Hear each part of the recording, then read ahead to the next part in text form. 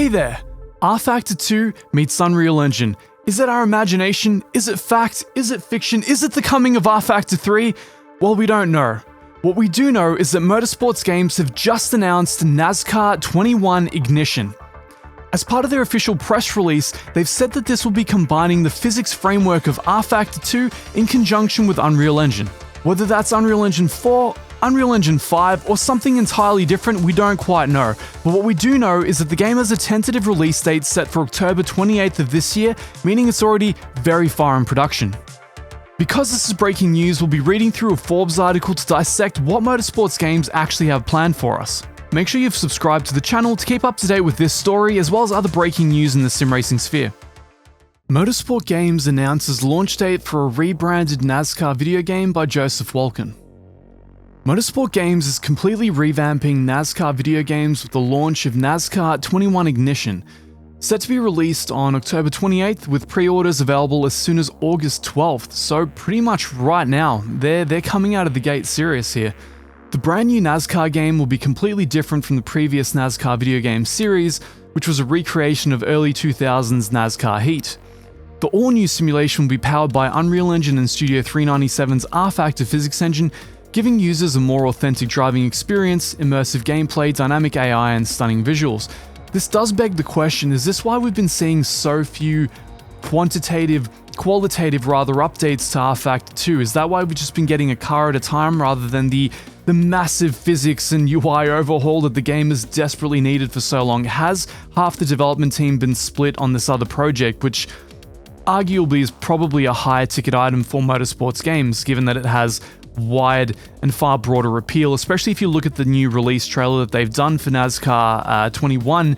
It definitely looks like it's not appealing to the hardcore sim racing market. Anyway, this is our new foundation, Dmitry Kozko, CEO of Motorsports Games, said in an exclusive phone interview. This required an enormous investment from the beginning. Before, our previous foundation could build a two-story house. This one, we're planning to build a skyscraper on. This is Motorsports Games' first NASCAR game published on its own after acquiring 704 Games in August 2018. Kozko didn't say how much money the firm invested in making this game, but he said they spent a lot more than in the past with the intention of using the components as the future base of their portfolio. So it looks like they've bought up the developers, mashed them together, tried to take the physics engine of the one, tried to take the property of the other, and just try to create something all new and hopefully revolutionary in the NASCAR space. Certainly, oval racing tends to be a little bit underrepresented in motorsport. Well, not motorsport, but rather video gaming as a whole, so this might be interesting if nothing else. Since the NASCAR season concludes just days after the game is published, with the season finale at Phoenix Raceway on November 7th, Motorsport Games will offer gamers a free upgrade to the next-gen car in 2022. We'll have a free upgrade path for all consoles across both current and next-gen platforms. When we took over 704 Games, we realized that the product needed a complete overhaul, Kozko said. We started that work already in 2018, and this is the product that is the fruit of that labor. We're releasing a game that we can proudly say is from scratch. We're not using the old components, and it's a very important title for us. Next year's game will still come out with next-gen cars and what it takes to represent that season.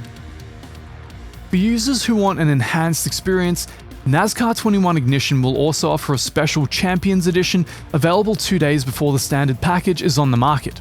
This special edition will feature NASCAR Hall of Famer Bill Elliott, who will race alongside his son, 2020 NASCAR Cup Series champion Chase Elliott. It will also come with the season pass that will release additional paint schemes and 3 other legendary NASCAR drivers. They're basically just running through a bunch of the things that they're going to come.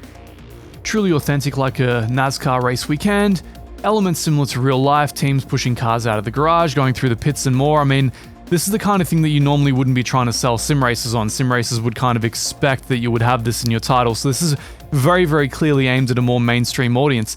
How the rFactor 2 physics engine will actually relate to a mainstream audience is anybody's guess. I'm very curious to see, because in a sense, this is sounding very similar to a potential Project Cars 3. The fundamentals are completely different, Kozko said. We're using a completely different engine. We're pushing the boundaries with how visually appealing the game is. Note that he leads with how visually appealing the game is, hence broader market, something we weren't able to do before. It's the next level of realism. Note that realism is predicated upon the way the game looks rather than the way that the game drives, so bear that in mind, take it with a grain of salt. It looks like this title isn't really aimed at, let's say, the audience that would likely be following this channel, but it might still be very interesting to keep an eye on. The second part is how good the game feels on the track. The second part, we're just happy to take the best of the best and not be held up by the old tech we were exposed to. The new NASCAR game will also feature a redesigned paint booth, enhancing a user's ability to create their own paint scheme. Again, accessibility features. We made sure that even though we give a user full range to complete expression in their paint schemes, we keep the actual parameters that identify a NASCAR scheme from other schemes. One of the ways is how a number can be manipulated but still be in the NASCAR guidelines. There will also be broadcast quality pre-race build-up and post-race replays. The broadcast voiceover work is provided by NASCAR's MRN radio broadcaster Alex Hayden. 23XI Racing's Freddie Kraft, who is Bubba Wallace's spotter, will be the spotter's voice in the game. NASCAR 21 Ignition will also include a curated soundtrack with artists Lynyrd Skynyrd, Imagine Dragon, Aerosmith. This is going to be a Simcade title at best, guys, so temper your expectations. We're getting the groundwork here. They're painting a very, very clear picture. This is not made for sim races.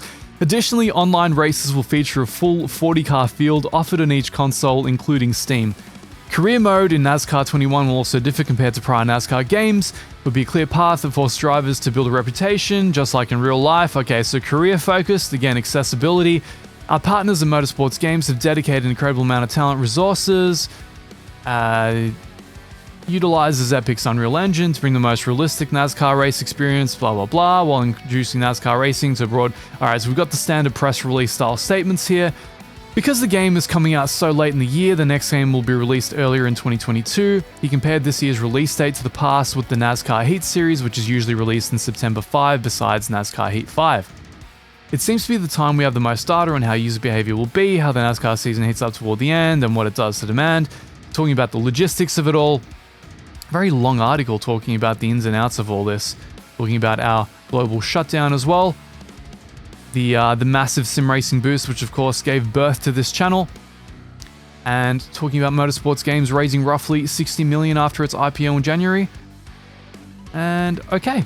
Great. Seems like they're rapidly expanding, as we already know. They've just acquired Black Delta Games here in Australia. They've acquired Studio 397. They're on the warpath, basically acquiring everything they can in sim racing to create a gigantic monopoly, or as close as they can get to one, as well as launching Traction GG, which we've seen grow rapidly over the last couple of months. So very interested to see what happens with this. Make sure to keep a pin in your expectations though. The entire picture that they're building here is that this is, at the very best, probably going to be a Simcade title with a lot of broad accessibility, with maybe some additional physics nuance to keep the more thoroughbred users a touch more amused. Anyway, until next time, make sure to smash that sub to stay up to date with future news, as well as developments on this very, very interesting story. Until next time, I'll see you all later.